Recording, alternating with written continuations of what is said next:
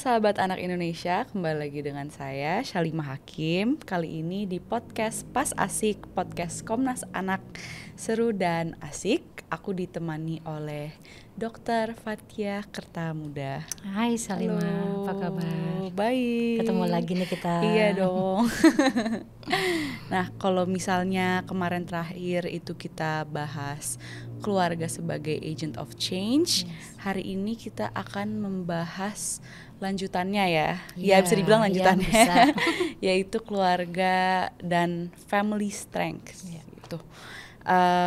Mungkin bisa dimulai dari dokter. Family strength tuh sebenarnya apa sih definisinya dan kenapa itu penting di sebuah keluarga? Oke, baik. Sebelum saya ke definisi untuk ke arah ke apa itu family strength, kekuatan dalam keluarga, kita juga harus melihat bahwa kenapa kekuatan keluarga itu penting. Jadi karena kalau kita lihat berbagai situasi saat ini, berbagai masalah-masalah yang ada dalam keluarga, sehingga banyak terjadi baik itu hubungan orang tua sama anak, kemudian juga hubungan anak dengan anak, itu juga akan berpengaruh untuk kekuatan dalam keluarga. Jadi kalau kita lihat secara harfiah, kekuatan keluarga atau family strength itu adalah bagaimana bentuk atau cara keluarga itu untuk menangani berbagai macam tantangan dan masalah di dalam keluarga agar keluarga itu menjadi solid dan kuat. Nah, ini adalah tidak mudah, ada banyak hal yang perlu kita lakukan untuk memperkuat di dalam kehidupan keluarga. Oke, jadi family strength itu bisa dibilang kayak cara-caranya gimana untuk kita memperkuat keluarga kita, apalagi di masa-masa sekarang ya, dengan banyak tantangan gitu yang dihadapi oleh anak-anak. Nah, ada nggak sih kayak semacam apa tuh pilar-pilar inti dari family strength tuh, ada nggak ya? Iya, itu ada beberapa hal ya. Sebelum kita masuk ke sana, itu family strength itu adalah, ini ada satu buku yang saya kutip juga, ini kenapa penting, kenapa ada satu buku menarik dari Olson dan The Friend di tahun 2006, itu ada tentang marriage and families. Nah, di sana dia menyebutkan bahwa kekuatan keluarga itu salah satu karakter yang berhubungan dengan fungsi dan peran dari setiap anggota dalam keluarga. Jadi contohnya nih, kalau dalam keluarga itu seperti sistem struktur ya. Kalau misalnya dalam struktur itu ada yang tidak berfungsi, berperan, misalnya ayah dan ibu, kemudian ada anak-anak. Kalau misalnya anak-anak tidak berperan sebagai anak atau orang tua tidak berperan sebagai orang tua, maka sistem itu nggak berjalan gitu, di dalam keluarga. Nah, oleh karena itulah ini bentuk salah satu karakter yang menguatkan gitu ya, menguatkan keluarga itu supaya setiap orang di dalam keluarga itu bisa berperan satu sama lain sehingga solid gitu mereka itu. Oke, jadi itu menekankan juga ya apa pentingnya kalau semua orang di keluarga tuh punya perannya masing-masing dan juga ada relationship yang turut serta untuk membangun suatu family strength itu bukan cuman peran satu orang, tapi semua di keluarga itu. Exactly, itu yang penting. Jadi kalau kita lihat lagi, kalau dari sumber ini disebutkan bahwa ada peran dan dalam keluarga itu, yaitu adalah istilahnya family flexibility gitu ya. Okay. Nah, apa itu? Kalau istilahnya ada flexibility, itu fleksibel. Seseorang itu harus bisa beradaptasi. Nah, oleh karena itu di dalam kegiatan apapun keluarga ini ya, mampu untuk bisa beradaptasi di situasi apapun. Kalau kita dihadapkan pada stres atau tekanan gitu ya. Jadi setiap hari kita kayaknya ngadepin stres ya, apalagi di kehidupan di kota besar ya, tidak hanya di kota besar sih, sebenarnya di daerah-daerah juga stres itu adalah suatu hal yang sering kita lalui setiap hari. Kalau kita nggak stres, sebenarnya kita nggak hidup. Stres itu ada positifnya juga, gitu Salimah. Jadi kenapa kalau stres itu positif, itu adalah membawa kita untuk melakukan persiapan, antisipasi. Contohnya nih, kalau kita mau kayak misalnya mau sidang nih ya, kalau yang mahasiswa atau mau sidang skripsi, itu biasanya kan tekanan itu ada. Nah, kalau tekanan itu secara alamiah kita bisa laluin, yaitu dengan persiapan belajar gitu ya, mempersiapkan materinya, kemudian dukungan keluarga, support dari keluarga bahwa oh besok aku mau sidang misalnya, aku mau ngadepin apa namanya perkuliahan atau apa, nah sehingga supporting dari keluarga, baik dari asumsi makanannya gitu ya, doa-doa dari orang tua, support dari orang tua itu perlu dilakukan. Jadi semuanya itu harus beradaptasi sehingga bisa atau mampu menangani tingkat tekanan atau stresnya itu. Gitu. Itu salah satunya begitu. Nah, ternyata ngomong-ngomongin stres gitu, stres itu sebenarnya yang aku lihat juga tuh banyak kesalahpahaman ya. Jadi kayak orang tuh suka bilang kalau misalnya oh stres tuh nggak baik, mendingan jangan stres gitu. Cuman mungkin apa yang aku pelajari itu kalau misalnya stres itu sebuah dia tuh natural instinct gitu dari manusia. Jadi yang namanya stres nggak bisa hilang. Maksudnya karena stres itu benar-benar sesuatu yang tertanam dan mungkin juga salah satu trait yang menjadikan kita manusia gitu. Maksudnya dari zaman dulu gitu, mungkin pas kita dari ribu-ribuan tahun lalu kalau kita nggak stres kan kita nggak akan nyari makan gitu. Kita nggak akan.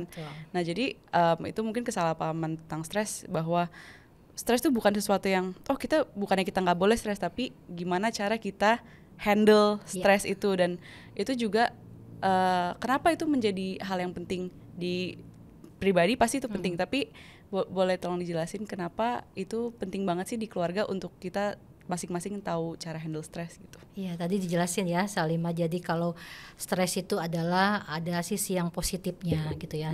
Orang mengalami stres berarti dia ada kehidupan di dalam pola pikir, emosinya. Jadi berarti bekerja untuk mengantisipasi satu peristiwa atau satu masalah yang akan dihadapinya. Nah, jadi dia udah tahu nih kalau dia mengalami satu tekanan atau apa, dia harus bisa mengantisipasinya.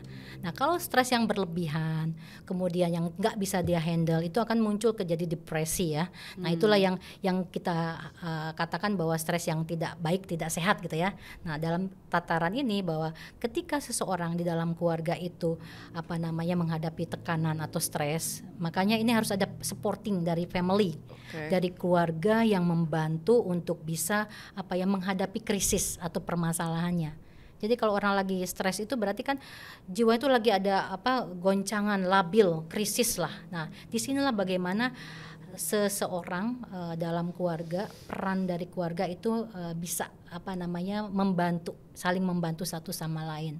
Karena kita menghadapi sendiri itu nggak mungkin lah. Kita perlu ada social support yang harus kita dapatkan gitu ya, supaya kita nggak lonely gitu loh. Kalau udah lonely, kalau nggak ada teman untuk curhat, untuk menyampaikan permasalahan, itu akan berdampak kepada perilaku yang lain gitu ya. Ya kita nggak bisa membaca pikiran orang gitu, tapi ditunjukkan dari perilakunya. Mungkin dia menjadi sosok yang diem, berubah di rumah itu dia biasanya ceria, tiba-tiba diam, nggak ada komunikasi sama orang tua gitu ya. Nah, ini adalah salah satu tantangan gimana orang tua juga harus peka, aware dengan kondisi anaknya gitu ya. Kalau kita anak yang punya masalah gitu ya, jadi awareness-nya dan sehingga siap dibantu. Dan orang tua harus siap membantu, karena kalau anak dibiarkan saja, diabaikan saja, itu akan bermasalah pada kondisi fisik dan mentalnya nanti. Itu.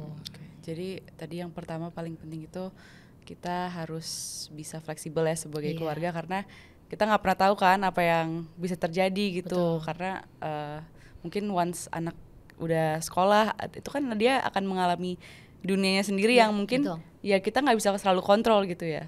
Nah jadi itu pentingnya family flexibility. Kalau setelah family flexibility apalagi di pilarnya? Dari family flexibility ini selain mengatasi stres, ada satu poin lagi nih Salimah, yaitu kesejahteraan secara spiritual. Jadi kalau kita tadi udah bisa dia mengatasi tekanan, kemudian dia bisa dibantu oleh keluarganya, itu satu lagi adalah spiritual wellness, kesejahteraan dalam di dalam spiritualnya. Nah, ini salah satunya adalah bagaimana menciptakan kebahagiaan. Kita kan berharap hidup kita bahagia dong ya. Tapi bahagia itu masing-masing itu individual ya. Kemudian juga optimis. Nah, jadi optimis itu adalah kesejahteraan yang ada di dalam diri kita, spiritual, optimis, hope. harapan itu adanya di dalam spiritual seseorang ya. Jadi kalau kita lihat ada orang yang patah semangat gitu ya, yang kayaknya hidup saya kayaknya nggak bisa lagi nih, saya putus harapan karena kondisi keluarga saya yang tidak bisa lagi dihandle, anak-anak saya sepertinya udah nggak support saya lagi. Bisa saja masalah itu tidak hanya anak tapi orang tua. Jadi anak sudah menjauh, jadi hope, jadi kehilangan harapan untuk hidup. Itu kalau tidak dikuatkan dengan wellness-nya atau well-being-nya, itu bisa berpengaruh kepada tindakan atau perilaku si ibu tadi atau si ayah tadi terhadap kondisi dia yang merasa lonely tadi gitu ya. Nah jadi pertama adalah kemampuan dia menghadapi stres, yang kedua adalah kesejahteraan spiritualnya, yaitu ada hope, ada optimis, ada semangat gitu ya, ada keyakinan bahwa masalah akan berlalu. Nah itu ada kayak lagu ya, badai pasti berlalu. Nah itu adalah salah satu yang kita hadapi. Family flexibility itu ada di sana. Jadi sekalian kita adaptasi sama stres, kita juga harus menanamkan ya value-value tersebut kepada anak, dan itu harus dilakukan dari kecil ya, nggak bisa tiba-tiba pas udah gede ya. Iya betul sekali, karena kan seperti kita bicara kayaknya beberapa waktu yang lalu ya di sesi yang pertama, itu adalah bagaimana peran orang tua mulai anak-anak ya, bahkan dari kandungan kita bicara waktu itu ya, bahwa suplai gizi itu berpengaruh nanti masa dia mengandung ibu, kemudian anak dilahirkan, kemudian contoh role model orang tua, itu adalah proses panjang sehingga anak terbentuk dalam kondisi yang baik atau yang tidak baik misalnya. Itu adalah modelnya sudah ada dari peran orang tua di awal. Jadi betul sekali Salimah bilang tadi bahwa itu proses panjang. Dari masa kita kecil atau anak kecil itu sudah terlihat gitu. Oke, nah itu berarti kalau dari flexibility itu ya isinya. Dan selain flexibility ada lagi? Oke, ada yang kedua nih dari Olson dan Defren ini adalah family cohesion. Nah apa itu ya? Adalah bagaimana family itu ada kedekatan emosional gitu ya. Nah ini penting sekali, kedekatan emosional antara satu anggota keluarga dengan anggota keluarga yang lain gitu ya. Dan itu ditunjukkannya kalau cohesion itu adalah bagaimana ada komitmen. Jadi walaupun sebagai anak kita harus juga berkomitmen gitu ya. Misalnya tugas anak adalah untuk menyelesaikan tugas-tugasnya gitu ya. Nah anak harus punya komitmen bahwa dia harus menyelesaikan tugasnya, dan itu kepercayaan. Biasanya orang tua kan menanamkan, ya lakukanlah, mama percaya deh sama kamu bisa melakukannya. Itu adalah dukungan tadi spiritual well-being-nya ya, bahwa ada harapan, ada keyakinan bahwa anaknya mampu. Nah sehingga kalau itu mengalir, maka itu akan muncul trust dari orang tua ke anak. Dan anak kalau sudah diberi kepercayaan, dia akan memodel bahwa kalau udah dikasih kepercayaan, maka saya harus wajib berkomitmen untuk melaksanakan kepercayaan dari orang tua itu, bukan membuat orang tua jadinya tidak punya keyakinan terhadap diri kita. Jadi kembali ke anak itu, kalau udah dikasih kepercayaan bisa nggak komitmen gitu ya. Nah kadang kan permasalahan sekarang, orang tua mungkin udah percaya deh anak saya udah bisa melakukannya ini segala macam, tapi peran dari lingkungan itu, orang-orang yang berpengaruh dalam lingkungan itu yang kita kadang orang tua tidak bisa mengontrol itu kan. Padahal dia udah di rumah udah bagus nih gitu, tetapi karena lingkungannya yang mempengaruhi dia sehingga dia bisa saja terganggu. Nah akhirnya ya tadi goda-godaan dari temannya untuk mencoba-nyoba dikit nafsa misalnya ya, narkoba, itu kan sebenarnya dari orang tuh udah trust, tapi lingkungan kita nggak bisa. Nah oleh karena itulah bagaimana menguatkan itu dengan meyakinkan komitmen jujur. Jadi anak harus jujur kalau dia ada hal-hal tertentu yang di luar sana dengan teman-temannya gitu ya, sehingga dia ada teman yang mungkin baru tiba-tiba langsung baik banget dan memberikan sesuatu yang kaget banget ya. Tentu itu harus dibicarakan pada orang tuanya, bahwa supaya orang tua juga bisa membentengi anaknya gitu. Itu yang komitmen gitu ya.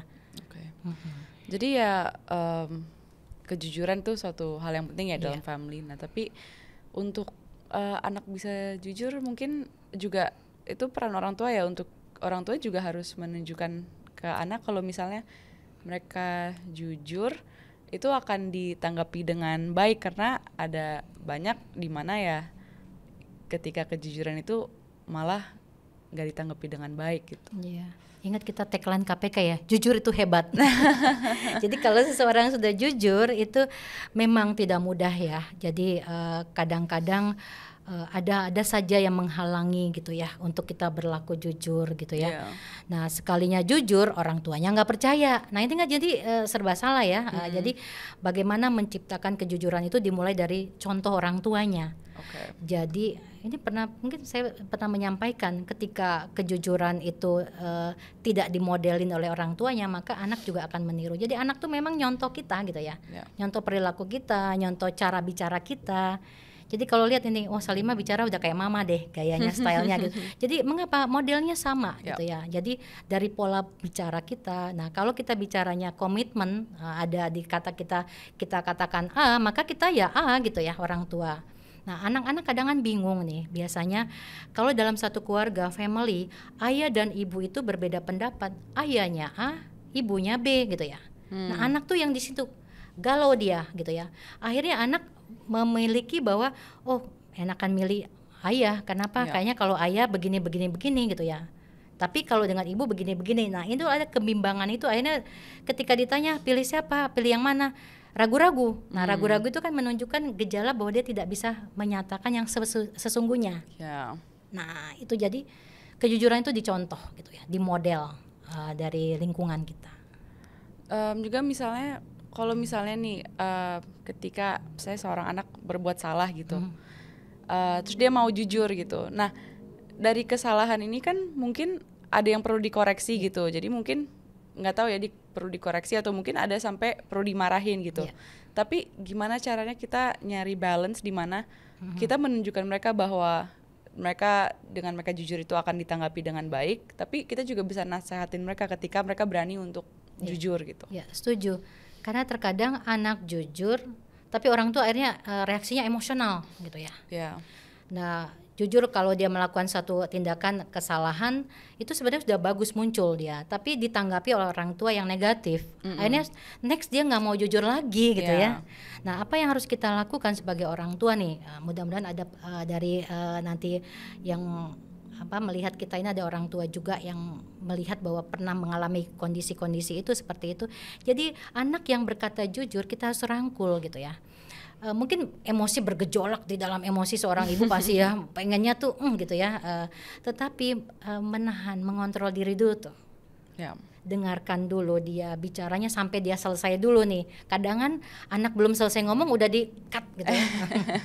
Jadi gimana anak mau lepas ceritanya gitu ya. Jadi memang peran orang tua itu nggak mudah. Nanti adalah banyak mungkin para bapak ibu di rumah juga melihat ini bahwa kita sebagai orang tua, enak aja nih Bu Fat nih ngomongnya seperti itu. Nah karena saya ngomong seperti ini karena saya udah menghadapi menjalanin banyak hal gitu ya. Saya udah punya cucu gitu ya.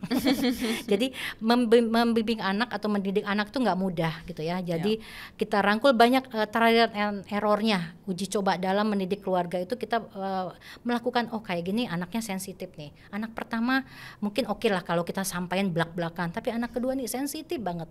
Harus pelan dirangkul dulu, diajak ngobrol dulu. Kalau enggak langsung apa istilahnya anak sekarang baper gitu ya.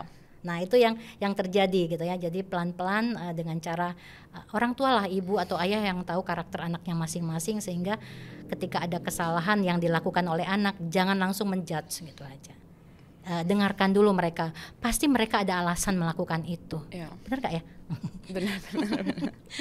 Oke, jadi ini untuk kedekatan emosional terpenting adalah kepercayaan, dan juga pastinya kalau kita bicara kedekatan itu quality time juga termasuk kan ya? Iya, betul banget. Jadi menghabiskan waktu bersama, quality time gitu ya. Karena sekarang kita tahu karena gadget ya, mainan kita sehari-hari, anak sekarang ada Gen Z lagi viral banget ya, bahwa Gen Z itu adalah anak yang dilahirkan awal langsung dengan gadget, langsung dengan internet. Jadi dia langsung menangis lahir udah menggunakan gadget. Nah jadi akhirnya dia tumbuhlah menjadi anak yang kehidupannya tergantung dengan gadget itu. Nah, tapi sisi positifnya banyak ya anak-anak yang Gen Z ini, bahwa mereka punya kemampuan kreativitasnya, inovasinya bagus nih anak-anak Gen Z ini ya.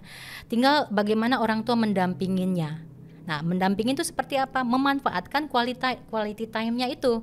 Nah, bagaimana kalau kita tidak bisa bertemu ya dalam kehidupan sehari-hari. Kalaupun bertemu biasanya masing-masing pegang HP ya. Jadi pembicaranya di dunia maya. Walaupun di depan tapi WA-nya jawabnya dengan WA gitu ya, dengan apa gitu. Itu banyak kejadiannya. Jadi bagaimana quality time yang dimaksud adalah benar-benar fokus, tatap mata anak ketika bicara.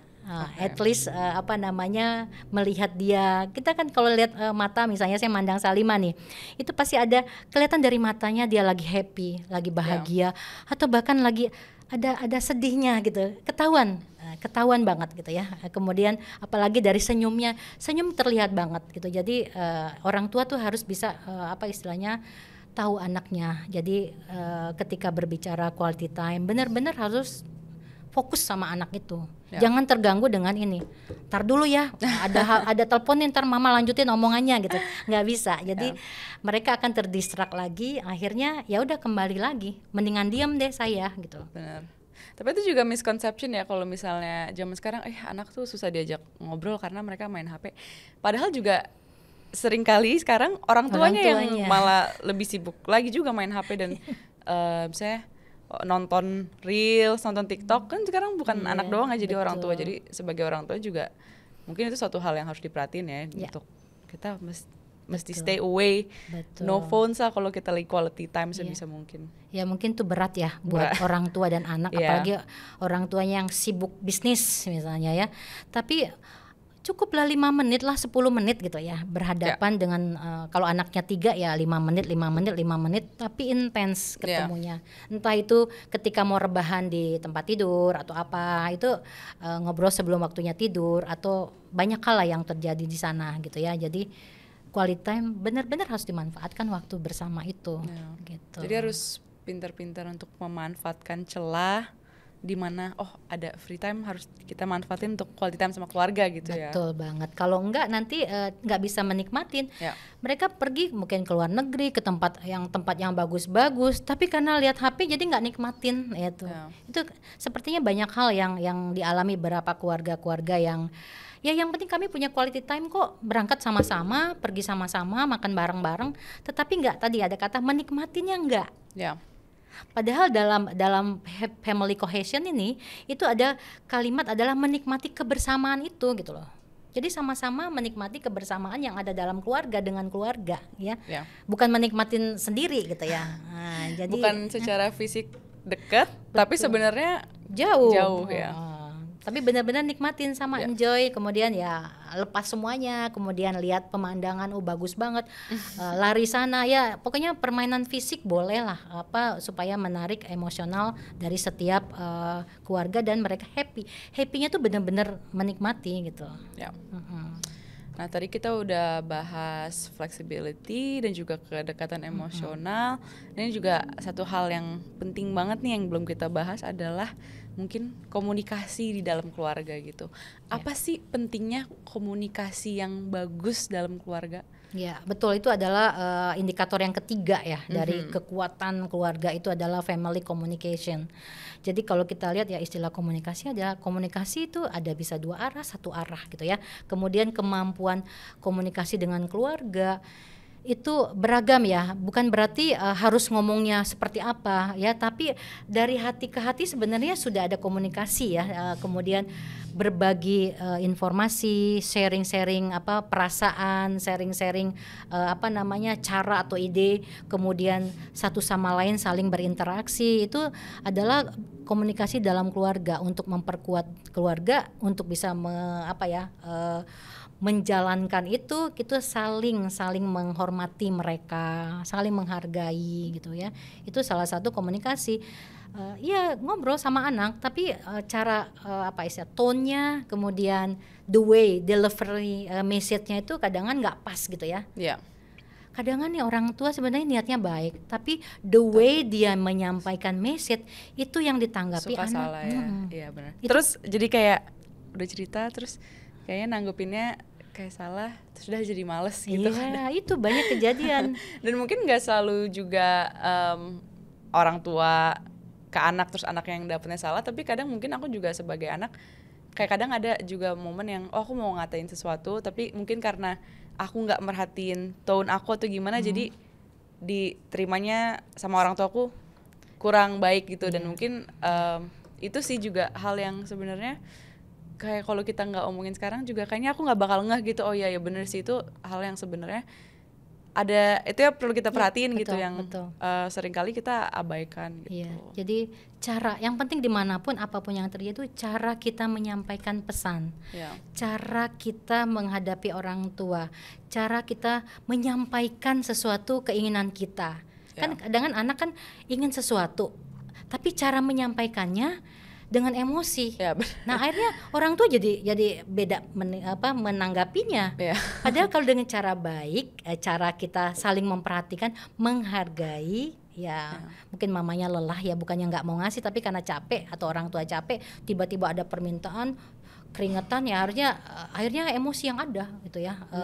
Jadi message-nya nggak sampai. Ya mungkin kalau caranya the way-nya mungkin orang tuanya baru pulang.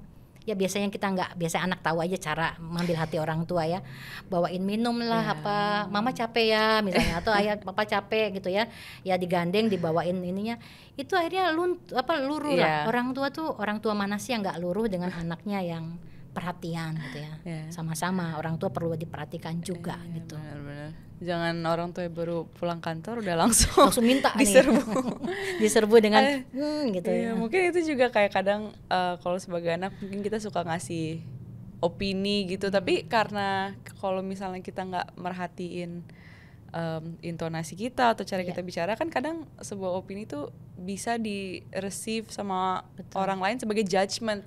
Padahal maksudnya bukan kayak gitu. Jadi itu pentingnya kita sebelum mau menyampaikan sesuatu mungkin nafas dulu ya, pikirin dulu. Tarik nafas itu kayak relaksasi gitu ya, tarik nafas, buang nafas, siap deh gitu.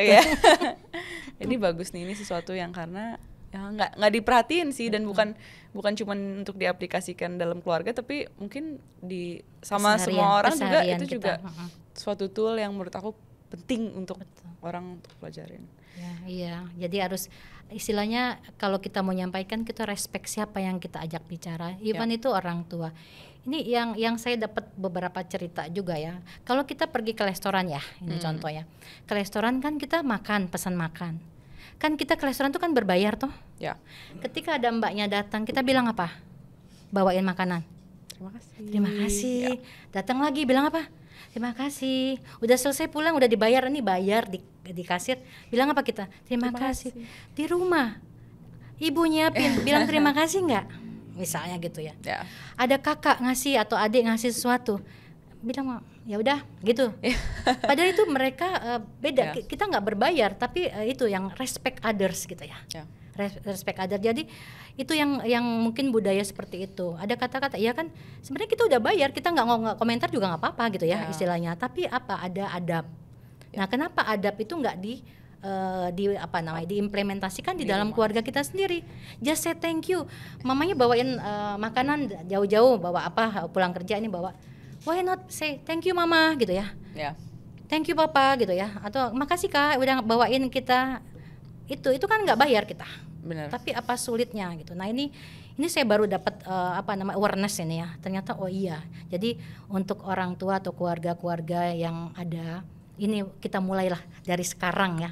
Mulai dari diri kita sendiri untuk melakukan yang terbaik itu respect others. Gitu. Soalnya juga mungkin kalau dalam keluarga karena kita udah deket gitu ya, dan kita ya mau kita situasi gimana, kita deep down tahu kalau misalnya adik orang tua pasti sayang sama kita, jadi kita nggak usah diekspresikan gitu kan. Kadang kayak gitu ya. Betul. Kayak karena kita udah tahu gitu, tapi ada benernya juga kalau misalnya kita mengekspresikan itu hal-hal kecil yang sebenarnya bikin mood kita naik, bikin semua orang happy, dan juga saling mengingatkan gitu bahwa kita respect each other loh. Gitu. Karena kalau misalnya kita nggak mengekspresikan di kala kita lagi emosi atau kapan, kadang kita bisa lupa kan kalau misalnya lo tuh sebenarnya respect nggak sih, sebenarnya apresiasi nggak sih gitu. Jadi ya itu juga sesuatu yang perlu diingat sih sama aku sebagai kakak punya adik banyak kan. Kadang kalau sebagai kakak udahlah itu kan adik kan di bawah kita, jadi nggak perlu gitu-gitu amat. Cuman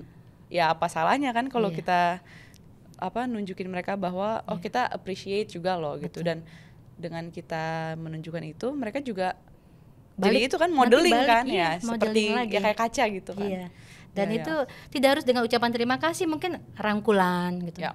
Atau dicium gitu adik kita atau orang tua, itu bahasa tubuh itu kan komunikasi juga dalam keluarga. Love language ya. Iya, dan itu tidak harus berbicara dengan kata, tidak harus verbal, tapi bahasa non verbal, bahasa tubuh kita juga senang banget, atau cuman begini aja, nah gitu kan, itu apresiasi gitu loh. Tapi apa susahnya gitu ya, dengan jempol 2 berarti oh kakak seneng nih yang aku bawain gitu ya.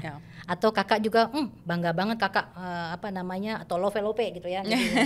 Jadi adik-adik kita juga akan mencontoh itu. Jadi betul modeling. Jadi lagi-lagi memang dalam keluarga itu adalah modeling yang harus kita contohkan pada lingkungan kita gitu. Jadi ya sih, menunjukkan apresiasi itu penting ya, dan jarang dibahas juga ya orang, apa sih pentingnya menunjukkan apresiasi. Tapi kalau kita pikir-pikir lagi,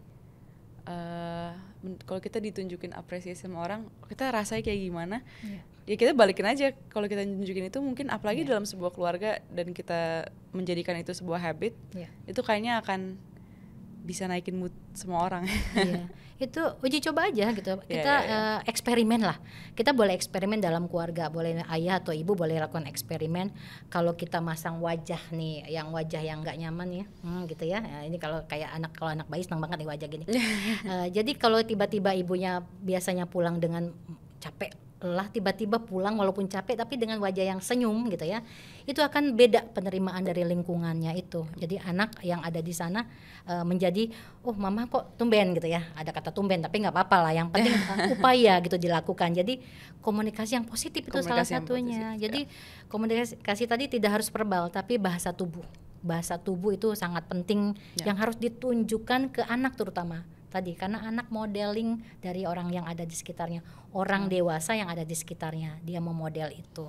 Jadi komunikasi itu nggak harus selalu verbal ya, dan kita juga harus saling mengerti gitu. Kayak orang tuh beda-beda ya, nggak semua orang menunjukkan love tuh dari verbal, dan itu sesuatu yang nggak apa-apa gitu. Orang beda-beda. Karena aku juga ya mungkin punya contoh kayak kakek aku gitu.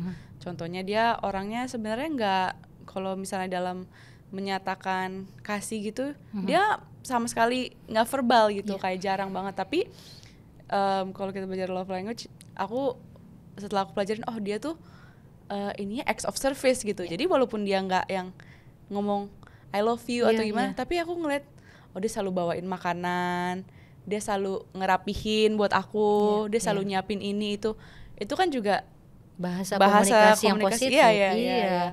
Jadi harus ditunjukkan ini, karena memang ada orang-orang tertentu yang tidak bisa mengungkapkan dengan bahasa verbal. Contohnya dalam pasangan suami istri nih ya, dalam keluarga gitu ya, mungkin suaminya yang dingin banget gitu misalnya ya, yang nggak bisa kayak orang-orang seperti apa.